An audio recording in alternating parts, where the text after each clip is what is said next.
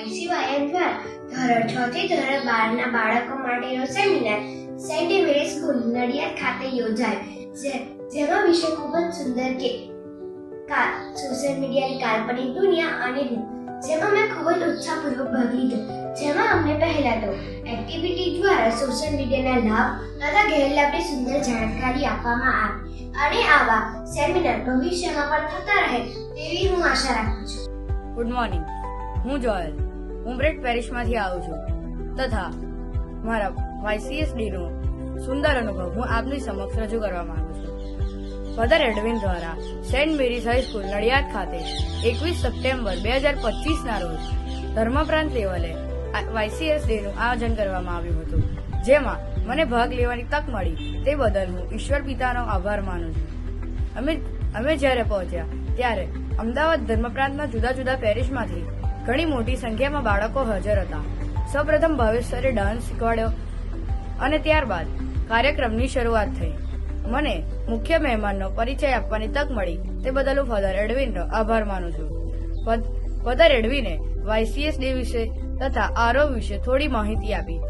ત્યારબાદ જે લોકોએ ધોરણ 10 તથા ધોરણ 12 માં સારા ટકા મેળવ્યા હોય તે લોકોને એવોર્ડ આપવામાં આવ્યો. ત્યારબાદ નાના મોટા ગ્રુપ પાડવામાં આવ્યા, જેમાં હું ધોરણ 8 થી 12 ના ગ્રુપમાં હતો, જેનું સંચાલન સર શૈલેષ રાઠોડ દ્વારા કરવામાં આવ્યું. શૈલેષ રાઠોડ સરે અમને સોશિયલ મીડિયા વિશે માહિતી આપી તથા મોબાઈલ ફોનનો સદુપયોગ કરવા વિશે પણ જણાવ્યું. ત્યારબાદ અમે ભોજન કર્યું તથા દેવળમાં આરાધના કરવામાં આવી.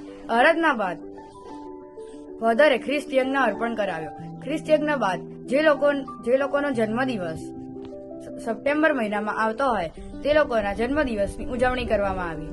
ત્યારબાદ અમે કેક અને કોલ્ડ ડ્રિંક્સ લઈ છૂટા પડ્યા. ફાધર નડિયાદ તાબાના ક્રાઇસ્ટ ધ કિંગ ચર્ચ વતી હું પરમાસ્ટેની તમારો આભાર માનું છું કે તમે ICYM ગ્રુપ દ્વારા યંગ કેથલિક સ્ટુડન્ટ્સ માટે આજ રોજ સેમિનાર રાખવામાં આવ્યો. આ કાર્યક્રમ શરૂ કરવા માટે તમે એક ડાન્સ રાખવામાં આવ્યો હતો, જેમાં બધા બાળકોનું માઇન્ડ ફ્રેશ કરવામાં આવ્યું.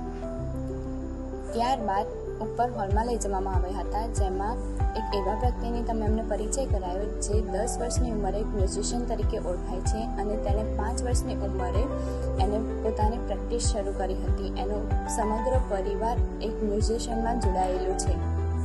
ત્યારબાદ અલગ અલગ ગ્રુપ પાડવામાં આવ્યા, જેમાં 8 થી 12ની છોકરીઓ માટે પ્રીતિબેન સેશન આપવા આવ્યા હતા.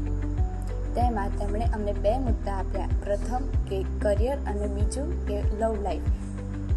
કરિયર વિશે તમને એવું કીધું કે આ ઉંમર તમારી ભણવાની છે, તો તમે ભણો અને યોગ્ય રીતે તમારું કરિયર બનાવો અને તમારું યોગ્ય કરિયર બનાવ્યા બાદ તમે તમારું યોગ્ય પાત્ર શોધો. તેમનો બીજો મુદ્દો એવો હતો કે સંસારિક અને સંન્યાસી જીવન કેવી રીતે જીવવું. એમને એમાં એવું શીખવાડ્યું કે સંન્યાસી જીવન જીવીને બી ઘણું બધું અચીવમેન્ટ્સ મળી શકે છે, જે સંસારિક જીવનથી નથી મળતું.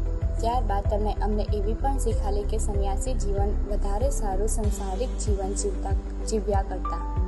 ત્યારબાદ 2 વાગ્યા અમને ચર્ચમાં લઈ જવામાં આવ્યા અને ત્યાં ફાધર એડવિને અમને એક એવા રક્ષક સંતની વાત કરી જે છે કાર્લો અગસ્તસ, જે 7 વર્ષની ઉંમરે તેને પ્રથમ ખ્રિસ્ત પ્રસાદ મળ્યો અને નિયમિત રોજ મિસમાં જતા અને ત્યારબાદ એ રોજ પ્રીત સંસ્કાર આગળ નિયમિત 1 કલાક પ્રાર્થના દ્વારા પ્રભુ સાથે વાર્તાલાપ કરતા. ત્યારબાદ અમને ફાધર એડવિન અને ફાધર નિકુંજે આરાધનામાં દોર્યા અને એમને બંને એવી રીતે અમને દોર્યા કે એ સમય કેવી રીતે વીતી ગયો એ અમને કશી ખબર જ ના પડી. ત્યારબાદ ફાધર એડવિન, ફાધર નિકુંજ અને ફાધર લિયો અને ફાધર જિગ્નેશે બાળકો માટે મિસ અર્પણ કરી, જેમાં ફાધર રિયોએ અમને સારો અને સુંદર બોધ આપ્યો, જેમાંથી અમને ઘણું બધું શીખવા મળ્યું. ત્યારબાદ ફાધર એડવિને એક ગરીબ છોકરાની યાદ આવતા તેમને કેક કટિંગ સેરેમની રાખી. ત્યારબાદ મિસ પૂર્ણ થઈ અને ત્યાંથી ફાધર એડવિને અમારી માટે નાસ્તાની પણ વ્યવસ્થા કરી હતી અને ત્યારબાદ અમે ત્યાંથી છૂટા પડ્યા. ફરીથી હું પ્રભુનો આભાર માનું છું અને નડિયાદ તાબાના ક્રાઇસ્ટ ધ કિંગ ચર્ચ વતી હું સર્વ તરફથી હું તમારો આભાર માનું છું. Thank you. My experience at the YCS program. My name is Adik and I study at grade 6 at St. Ursula School, Dover. Today, I have participated in the YCS program organized by the ICYM Ahmedabad Diocese. I would like to thank Father Edwin and his team for organizing this day, such a memorable day for us. The whole event was very well managed, from the registration, breakfast, lunch, and to the Holy Eucharist and confession. The best part of this day was the session of the disadvantages of social media. It gave me a better understanding how to use the social media safely and wisely. Thank you and Jai. હું નડિયાદથી આવી છું. મારે આજે સવારથી બહુ જ excitement હતી કે કેટલી મજા આવશે કેટલી નહીં. પછી હું અહીંયા આવી તો સૌથી પ્રથમ અમે લોકો અમને નાસ્તો ખાધો, પછી અમે લોકો ડાન્સ કર્યો, પછી થોડુંક અમે હોલમાં ગયા ઉપર, તો અહીંયા અમે એક છોકરાને જોયું કે એ સ્ટેટ લેવલ સિંગિંગમાં જઈને આવ્યો છે. એની આખી ફેમિલી મ્યુઝિશિયન ટાઈપ છે. એ છોકરાએ 3-4 મૂવીઝમાં પણ એણે ગીત ગાયું છે. પછી અમને ફાધરે એવું કીધું કે તમે પણ ગોલ કરી શકો, તો એ અચીવ પણ થઈ શકે. પછી અમે લોકો ક્લાસીસમાં ગયા, બધા ક્લાસીસ સેપરેટ કર્યા. તો એમાં અમે લોકોને એક લેડી બારેમાં જોયું કે લેડી એનો જે એક પગ પણ નહીં હોતો, એ તૂટેલો હોય છે, તો પણ એ માઉન્ટ એવરેસ્ટને ચડતી હોય છે. અને એ જ્યારે ચડતી હોય છે તો ત્યારે બહુ બધી મરેલી લાશો મળતી હોય છે, તો પણ એને ધાન્યું અને પછી એ છેક ઉપર પહોંચી ગયા. પછી આવી પણ તો છે ને એને અવોર્ડ પણ મળ્યો. પછી અમે બીજું જોયું સોશિયલ મીડિયા બારેમાં. એની અંદર કે સોશિયલ મીડિયા આપણે સહી રીતે ઉપયોગ કરવો જોઈએ. એની અંદર બહુ આમ એ નહીં કરવાનું, રોંગ સર્ચ નહીં કરવાનું. પછી સોશિયલ મીડિયા સ્ટડીઝ માટે પણ યુઝ કરવું જોઈએ. પછી અમે લોકો નાસ્તો કર્યો, પછી અમે લોકો નીચે આવ્યા તો અહીંયા રિટ્રીટ હતી. રિટ્રીટ પછી મિસ હતી. હેલો ફ્રેન્ડ્સ, મારું નામ રેન્સી છે. હું સીટીએમ પેરિસમાંથી આવી છું. આજે અમે નડિયાદ ગયેલા તો અમને ત્યાં YCS મતલબ યંગેસ્ટ કેથોલિક ચિલ્ડ્રનનું પ્રોગ્રામ હતું, અને ત્યાં અમને છે ને બધાએ એવું શીખવાડ્યું કે સોશિયલ મીડિયા એટલે શું. તો હું તમને કહું કે સોશિયલ મીડિયા એટલે કે આપણે ગંદી વસ્તુ કદી ના જોવી જોઈએ. આપણે મતલબ સ્ટડી જેવું પણ જોવું હોય તમે જોઈ શકો, પણ ટચી પિક્ચર્સ તમે ના જોઈ શકો. હું ફાધર એડવિનનો આભાર માનું છું. Thank you. We have done beautiful arrangement and we have done prayer, adoration and mass. Thank you. મારું નામ ડાભી ટેરેન્સ છે. હું સીટીએમ પેરિસમાંથી આવેલો છું.